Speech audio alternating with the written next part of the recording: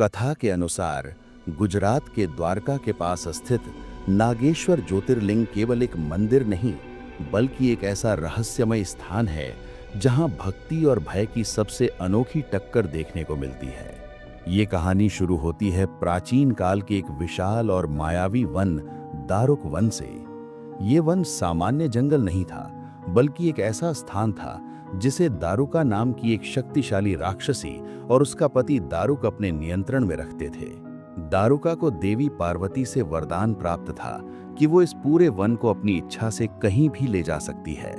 इस वरदान ने उसे अत्यंत शक्तिशाली बना दिया और धीरे धीरे उसका अहंकार इतना बढ़ गया कि उसने निर्दोष मनुष्यों, ऋषियों और यात्रियों को पकड़कर इस वन में कैद करना शुरू कर दिया।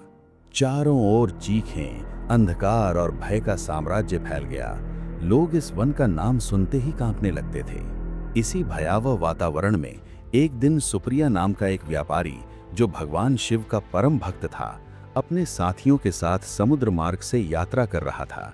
लेकिन दुर्भाग्यवश वो दारुक और दारुका के जाल में फंस गया और उसे भी अन्य कैदियों की तरह इस मायावी वन में बंदी बना लिया गया, जहां चारों ओर निराशा, पीड़ा और मृत्यु का साया था। लेकिन सुप्रिया ने अपने विश्वास को टूटने नहीं दिया। उसने उस अंधेरे में भी भक्ति का दीप जलाया और सभी कैदियों को भगवान शिव का स्मरण करने के लिए प्रेरित किया। धीरे धीरे पूरी गुफा ओम नमः शिवाय के मंत्रों से गूंजने लगी। ये दृश्य इतना शक्तिशाली था कि मानो अंधकार के बीच एक दिव्य प्रकाश फूट पड़ा हो। जब ये बात दारुक को पता चली तो वो क्रोधित हो उठा। उसने इसे अपने अधिकार के खिलाफ विद्रोह माना और तुरंत आदेश दिया कि सुप्रिया को मार दिया जाए। जैसे ही राक्षस सुप्रिया को मारने के लिए आगे बढ़ा, उसी क्षण एक चमत्कार हुआ। पूरी गुफा में तेज प्रकाश फैल गया और उस प्रकाश से स्वयं भगवान शिव प्रकट हुए। उनका स्वरूप अत्यंत विराट और भयावह था। उनकी तीसरी आंख से निकलती अग्नि ने पूरे वातावरण को कंपा दिया। उन्होंने अपने भक्त की रक्षा के लिए दारुक का अंत कर दिया और दारुका के आतंक को समाप्त कर दिया। इसके बाद भगवान शिव ने सुप्रिया और अन्य कैदियों को मुक्त किया और वहीं एक दिव्य ज्योतिर्लिंग के रूप में स्थापित हो गए।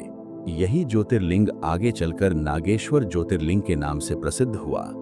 कहा जाता है कि यहाँ शिव ने नागों के स्वामी नागेश्वर के रूप में निवास किया, इसलिए इसका नाम नागेश्वर पड़ा। इस कथा का वर्णन शिव पुराण में भी मिलता है, जिससे इसकी पौराणिक प्रामाणिकता और भी मजबूत हो जाती है। समय के साथ इस स्थान की महिमा दूर दूर तक फैल गई और यहाँ एक मंदिर का निर्माण किया गया। प्राचीन काल में इस मंदिर का निर्माण स्थानीय राजाओं और भक्तों द्वारा किया गया था, लेकिन समय के साथ कई बार इसका जीर्णोद्धार हुआ। वर्तमान में जो भव्य मंदिर दिखाई देता है, उसका पुनर्निर्माण आधुनिक काल में श्रद्धालुओं और ट्रस्ट के सहयोग से किया गया। विशेष रूप से इसे विकसित करने में बड़े स्तर पर धार्मिक संगठनों का योगदान रहा। इस मंदिर की एक अनोखी विशेषता ये है कि यहाँ स्थित ज्योतिर्लिंग दक्षिणमुखी है, जो अत्यंत दुर्लभ माना जाता है। शास्त्रों के अनुसार दक्षिण दिशा यम की दिशा होती है और इस दिशा में स्थित शिवलिंग व्यक्ति को मृत्यु के भय से मुक्ति दिलाता है। यही कारण है कि नागेश्वर ज्योतिर्लिंग को भयनाशक और रक्षक के रूप में पूजा जाता है। यहाँ आने वाले भक्तों का विश्वास है कि अगर कोई सच्चे मन से भगवान नागेश्वर की पूजा करता है तो उसके जीवन के सभी संकट समाप्त हो जाते हैं। विशेष रूप से सर्प दोष और काल सर्प योग से पीड़ित लोगों के लिए ये स्थान अत्यंत प्रभावशाली माना जाता है। यहाँ की एक और मान्यता ये है कि ये ज्योतिर्लिंग जागृत है, यानी भगवान शिव यहाँ आज भी अपने भक्तों की पुकार सुनते हैं और उनकी रक्षा करते हैं। कई भक्तों ने यहाँ आकर अद्भुत अनुभव होने का दावा किया है। कुछ लोगों ने बताया कि उन्होंने यहाँ एक अलग ही ऊर्जा महसूस की, जबकि कुछ का कहना है कि उनकी मनोकामनाएं यहाँ आकर पूरी हो गईं। लेकिन इस स्थान का सबसे बड़ा रहस्य आज भी अनसुलझा है। कहा जाता है कि जिस दारुक वन में ये घटना घटी थी, वो वन आज भी किसी अदृश्य रूप में मौजूद है। कुछ लोग मानते हैं कि यहाँ आज भी उस समय की घटनाओं की ऊर्जा महसूस की जा सकती है। खासकर रात के समय यहाँ का वातावरण अत्यंत रहस्यमयी हो जाता है, जहाँ एक गहरी शांति और अनजाना डर महसूस होता है, मानो समय थम गया हो और वो प्राचीन कथा आज भी वहीं जीवित हो। नागेश्वर ज्योतिर्लिंग केवल एक धार्मिक स्थल नहीं है, बल्कि एक ऐसा स्थान है जहां आकर व्यक्ति अपने भीतर एक अलग ही शक्ति और विश्वास महसूस करता है। ये हमें सिखाता है कि सच्ची भक्ति में इतनी शक्ति होती है कि वो भगवान को भी अपने भक्त की रक्षा के लिए प्रकट होने पर मजबूर कर सकती है। और शायद यही कारण है कि हजारों वर्षों बाद भी ये कथा आज भी उतनी ही प्रभावशाली और जीवंत है।